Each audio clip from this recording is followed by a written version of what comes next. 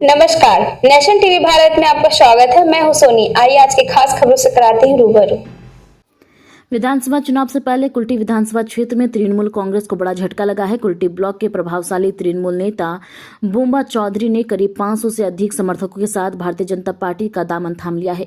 यहां शामिल होने का कार्यक्रम बीजेपी के राज्य अध्यक्ष श्रमिक भट्टाचार्य के हाथों संपन्न हुआ। इस अवसर पर कुल्टी के विधायक अजय पोद्दार, जिलाध्यक्ष देव तन्नू भट्टाचार्य तथा बीजेपी के प्रदेश नेता कृष्णेंदु मुखर्जी उपस्थित रहे। कुल्टी में आयोजित बीजेपी कार्यकर्ता सम्मेलन में श्रमिक भट्टाचार्य मुख्य अतिथि के रूप में शामिल हुए। आगामी विधानसभा चुनाव को ध्यान में रखते हुए इस सम्मेलन का आयोजन किया गया। बीजेपी में शामिल होने के बाद बुम्बा चौधरी ने कहा कि अब परिवर्तन चाहिए, यह जीने की लड़ाई है। দেখুন, সবথেকে বড় কারণ হচ্ছে আজকে আমার মনে হয়েছে মানুষের জীবন একটাই, প্রথমে নিজের সত্তাকে বাঁচাতে হবে।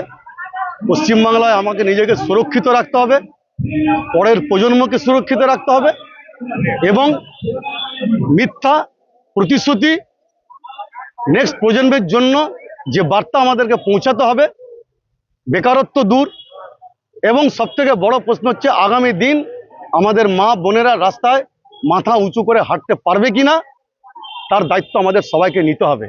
এটা শুধুমাত্র কোনো নীতি আদর্শের লড়াই নয়, এটা আমাদের সত্তার লড়াই, আমাদের বেঁচে থাকার লড়াই, আমাদের অস্তিত্বের লড়াই, বিশেষ করে পশ্চিমবাংলার বুকে।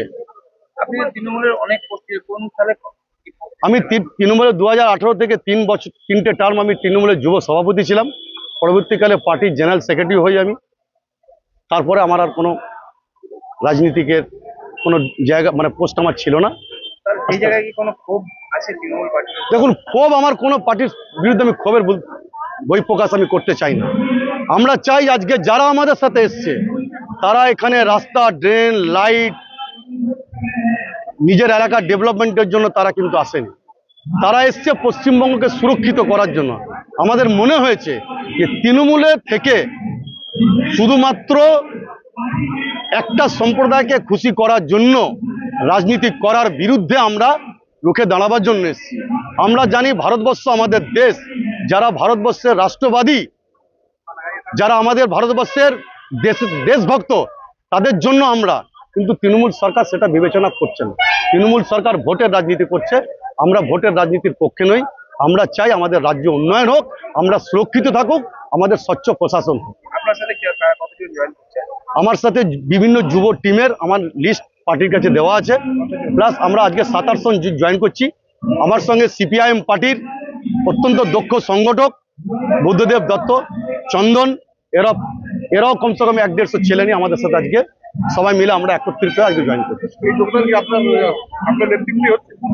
আমাদের সবার নেতৃত্ব, আমাদের একার নেতৃত্ব বলে কিছু নয়। কারণ আপনারাও জানেন অন্যান্য দল প্রাইভেট কোম্পানি হতে পারে, অন্ততপক্ষে ভারতীয় জনতা পার্টি, আমি যতটুকু অভিভাবন করেছি আমি এখনো কিছুই জানিনি, আমাকে অনেক কিছু জানতে হবে।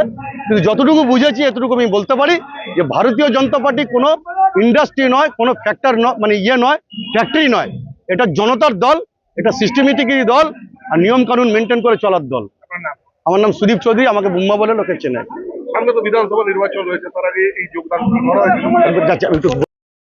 বিজেপি তৃণমূল ছেড়ে বিজেপিতে যোগদান কতটা ক্ষতি হবে তৃণমূলের?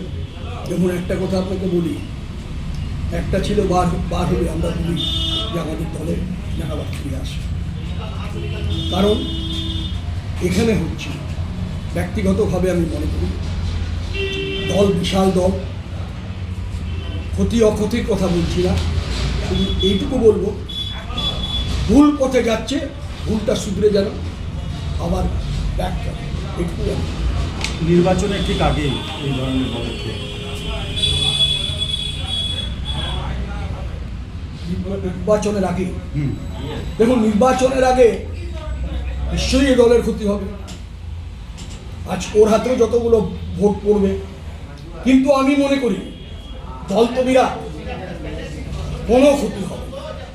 যেহেতু দলটা বিরাট, এখন সেই দল নেই তৃণমূল যে ছেড়ে চলে গেলে দলের ক্ষতি হবে না। দলটা তো বিরাট, কেউ না কেউ সেই জায়গাটা পূরণ করবে।